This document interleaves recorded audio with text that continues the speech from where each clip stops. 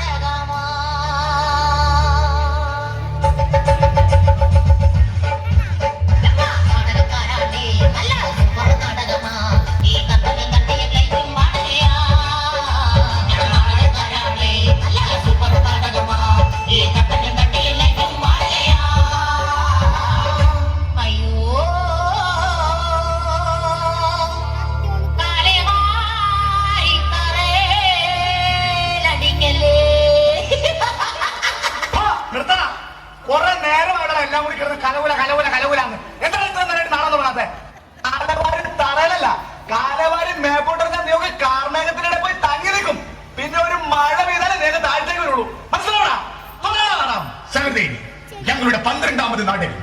ആരാണ് എന്റെ പ്രൊഡ്യൂസർ? അഥവാ അമ്മയുടെ ഭർത്താവാണ് എന്റെ അച്ഛൻ.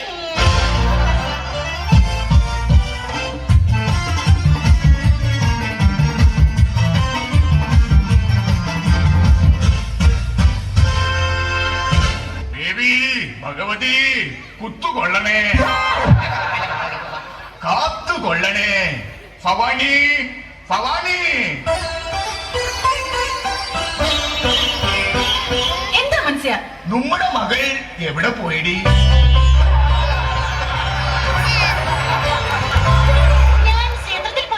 ക്ഷേത്രത്തിൽ പോയിട്ട് എന്താ ഇത്ര വൈകിയത്? ചെരുപ്പ് കണ്ടില്ല. പിന്നെ എന്ത് ചെയ്തു? പുതിയൊന്നും കിട്ടാത്തത് കൊണ്ട് എന്റെ പഴയ ചെരുപ്പ് കേട്ടോണ്ട് മോളെ, അമ്പലത്തിൽ പോയിട്ട് അർച്ചനയും വെടിവഴിപാടും നടത്തിയോ? പുത്തൻപുരയിൽ ഭാർഗവന്റെ പ്രിയ പത്നി ഭവാനി ഒരു വെടി, ഭാർഗവൻ മറ്റൊരു വെടി, പിന്നെ ഞാൻ. അങ്ങനെ ഒരു കുടുംബത്തിൽ നിന്ന് 3 വെടിവഴിപാട്. എന്താടി കയ്യിൽ? അവിടത്തേക്ക് പ്രസാദം. എവിടെ തേക്കാൻ? ഇവിടെ തേക്കാൻ പറ്റില്ല, കൊണ്ടുപോയി. മോളെ, ഇന്നെങ്കിലും കുളിച്ച് വൃത്തിയായി തലയിൽ ചെമ്പരത്തി പൂവും ചൂടി സുന്ദരിയായി നിൽക്കണം. എന്താണ് വിശേഷിച്ച്? ഇന്ന് നിന്നെ പെണ്ണ് കാണാൻ ഒരാൾ വരുന്നുണ്ട്.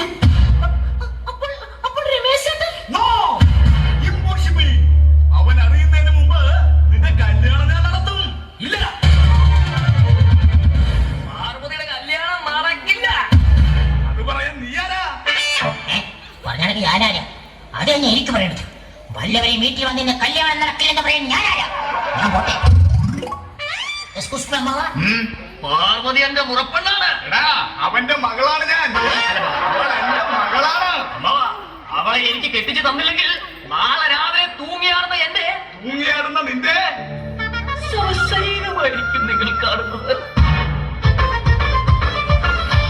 ഇവിടെ ആരും തൂങ്ങി മരിക്കുന്നവരായി ജനിക്കുന്നില്ല. ഈ സമൂഹമാണ് അവരെ തൂങ്ങി മരിക്കാൻ പ്രേരിപ്പിക്കുന്നത്. കടക്ക് പുറത്ത്, എന്റെ പുറത്തല്ല, വീടിന് പുറത്ത്. എടാ രമേശ, ഞങ്ങൾക്കൊരു മകൾ മാത്രമല്ല ഒരു മകൻ കൂടി ഉണ്ടെന്നുള്ള കാര്യം നിനക്കറിയാമല്ലോ. അറിയാം, പപ്പൻ. രമേശേട്ടാ, വേഗം വയ്ക്കോ. പപ്പേട്ടന്റെ കയ്യിൽ കിട്ടിയ ഗണപതിക്ക് അടിച്ച തേങ്ങ പോലെയാകും രമേശേട്ടൻ. 3 പേരോടും കൂടി ഒരു കാര്യം ഞാൻ പറഞ്ഞേക്കാം. ദൈവം കാല് തന്നിരിക്കുന്നത് നടക്കാൻ മാത്രമല്ല, പിന്നെ ഓടാനും കൂടില്ല. അമ്മായച്ചനോ? അയ്യോ, അതല്ല, അമ്മയും അച്ഛനും ഇപ്പോൾ അകത്ത് പോകാൻ. രമേശേട്ടന് എല്ലാ കാര്യങ്ങളും ഞാൻ പറഞ്ഞ് മനസ്സിലാക്കിക്കൊള്ളാം. ഭവാനി, നമുക്ക് പോകാം. രമേശേട്ടന് പുണ്ണാക്ക് വേണം? അയ്യോ അല്ല, പിണക്കമാണോ? എനിക്ക് ആരോടും പിണക്കമില്ല. ഏട്ടൻ എന്നെ വറുത്തുവല്ലേ? അല്ല, വെറുത്തുവല്ലേ? നീയല്ലേ എന്നെ വറുത്തത്? ഇല്ല, എനിക്കൊരു ജീവിതമുണ്ടെങ്കിൽ അത് രമേശേട്ടന്റെ ഒപ്പം മാത്രമായിരിക്കും. ദൈവമേ, ഇവളെന്നെ കൊലക്ക് കൊടുക്കുക. നമ്മുടെ കുട്ടിക്കാലം അമ്മന്റെ തലപോയി തറകടിച്ച് തലച്ചോറ് വെളിയിൽ വന്ന കഥയല്ലേ? അറിയാതെ വെളിയിൽ വന്ന് തലച്ചോറ് കാക്ക കുത്തിക്കൊണ്ടുപോയപ്പോൾ പകരം ഹോട്ടലിൽ നിന്നും 12 രൂപ 50 പൈസയ്ക്ക് പൊതിച്ചോറ് വാങ്ങി തലയിൽ വെച്ച് തന്ന ഈ പാവപ്പെട്ട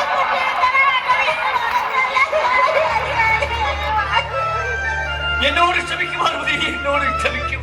ഇന്നലെ വീട്ടിൽ പട്ടിണിയായിരുന്നു. വിശപ്പ് സഹിക്കാനാവാതെ തലയിലിരുന്ന പൊതിച്ചോറെടുത്ത് ചാളക്കരയും കൂട്ടി ഞാൻ തിന്നു പാർവതി, തിന്നു. രമേശ് ചേട്ടനൊരു കൊതിയനാണ്, കൊതിയൻ.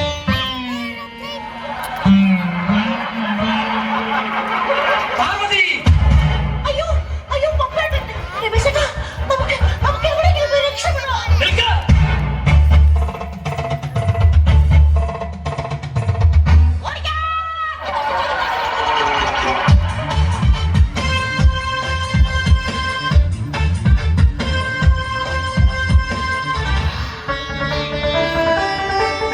മോനെ പപ്പ, അമ്മേ, പപ്പ.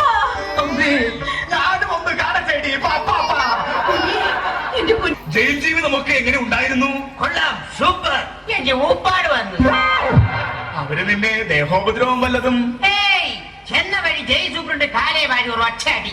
പിന്നെ റിമി ടോമിയുടെ ഗാനമേളയായിരുന്നു. എല്ലാം കഴിഞ്ഞ് ബോധം തെളിഞ്ഞപ്പോ ബോധം തെളിഞ്ഞപ്പോ ഇല്ലമ്മേ, ബോധം തെളിഞ്ഞില്ല. അവരതിന് സമ്മതിച്ചില്ല. ഇവിടെ ആരും കുറ്റവാളികളായി ജനിക്കുന്നില്ല. ഈ സമൂഹമാണ് അവരെ കുറ്റവാളികളാക്കി മാറ്റുന്നത്. നിനക്ക് ഞാൻ പഠിപ്പിച്ചു തന്ന കളരി എടുക്കാമായിരുന്നില്ലേ? ശ്വാസം എടുക്കാൻ പറ്റിയില്ല, പിന്നെ ആ കളരി.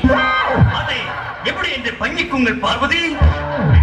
കുഞ്ഞിപ്പൊങ്ങൾ പാർവതി. ഞാനിപ്പോ വിളിക്കാം മോനെ. ആ മോനെ പപ്പ, ആ രമേശൻ ഇവിടെ വന്നിരുന്നു. എന്തിന്? പാർവതിക്കുട്ടിയെ കല്യാണം ആലോചിക്കാൻ. കൊല്ലിഞ്ഞവനെ. ഈശ്വരാ, ചതിച്ചു. പാർവതിക്കുട്ടിയെ കാണുന്നില്ല. കൂടെ ആ രമേശിനെയും. ഇവിടെ ആരും ഒളിച്ചോടുന്നില്ല. ഈ സമൂഹമാണ് അവരെ ഒളിച്ചോടാൻ പ്രേരിപ്പിക്കുന്നത്. ഇന്ന് ഞാൻ അവനെ കുറ്റം അടച്ചിരിക്കും. നിൽക്ക്. അവന്റെ കൈകൊണ്ട് ചാകാനല്ല നിന്നെ ഞാൻ വളർത്തിയത്. എനിക്കോടകത്ത് ഭവാനി വിളിക്കടി പോലീസിനെ. വേണ്ട, ഞങ്ങൾ ഇവിടെ തന്നെ ഉണ്ട്. നിന്നെ ഇന്ന് ഞാൻ തട്ടിപ്പോകരുത്, അടക്കിക്കളയും. അല്ല, അടങ്ങിപ്പോകരുത്, തട്ടിക്കളയും. പപ്പേട്ടാ, രമേശ് ചേട്ടനെ ഒന്നും ചെയ്യരുത്. ഞാൻ ഗർഭിണിയാണ്. സത്യം പറയടി, ആരാടി ഈ ഗർഭത്തിന് ഉത്തരവാദി? ഞാൻ സതിമന്ദിരത്തിൽ സുഭദ്രയുടെ മകൻ രമേശനാണെന്ന ഈ ഞാൻ. അപ്പൊ നീയാണല്ലേ ഈ ഗർഭത്തിന് ഉത്തരവാദി? ഏയ്, ഞാനെങ്ങുമല്ല. പിന്നെ നീ ഗർഭത്തെ കുറിച്ച് സംസാരിക്കാൻ കാരണം വെറുതെ ഗർഭത്തോട് താല്പര്യം തോന്നി, അത്ര തന്നെ. അതെ, ഇതിന് ഉത്തരവാദി രമേശ് ചേട്ടൻ മാത്രമാണ്. അതെ, നീ മാത്രമാണ് ഇതിന്റെ ഉത്തരവാദി.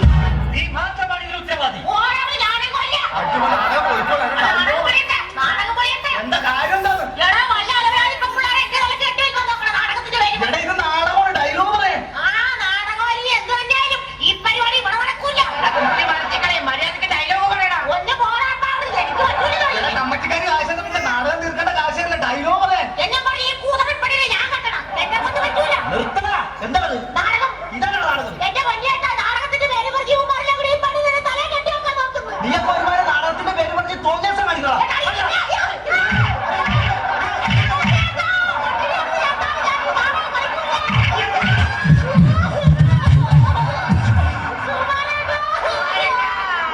ഇവിടുത്തെ കമ്പനിക്കാരെല്ലാം വാരി വലിച്ചിട്ട് അടിച്ചമ്മ.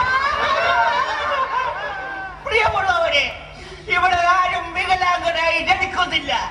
ഈ കമ്മിറ്റിക്കാരാണ് എല്ലാവരെയും വികലാംഗരാക്കി മാറ്റുന്നത്. സംവിധായകൻ പറഞ്ഞത് കേട്ടല്ല. ഞങ്ങൾ നാടകക്കാരാണ്. നല്ല സൂപ്പർ നാടകമാ. ഈ കപ്പലും തട്ടിയും നയിച്ചും വാഴകയാ. ഞങ്ങൾ നാടകക്കാരാണ്. നല്ല സൂപ്പർ നാടകമാ.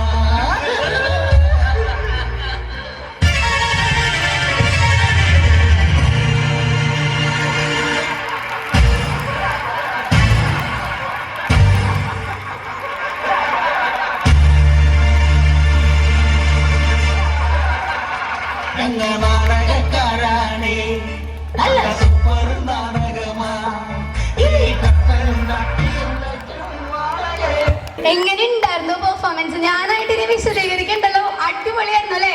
നല്ലൊരു കൈഡി കൊടുത്തേ. അപ്പൊ നമ്മുടെ സ്കിറ്റ് ഒക്കെ കണ്ടു, നല്ലോണം എൻജോയ് ചെയ്തു. ഇനി അടുത്തത് ഒരു ചെറിയ പാട്ടായാലോ? നമ്മുടെ കാറ്റീസൺ ടീച്ചർ ആയിട്ടുള്ള ലൂസി ടീച്ചർ ഒരു അടിപൊളി പാട്ടായിട്ട് വരും. So welcome miss.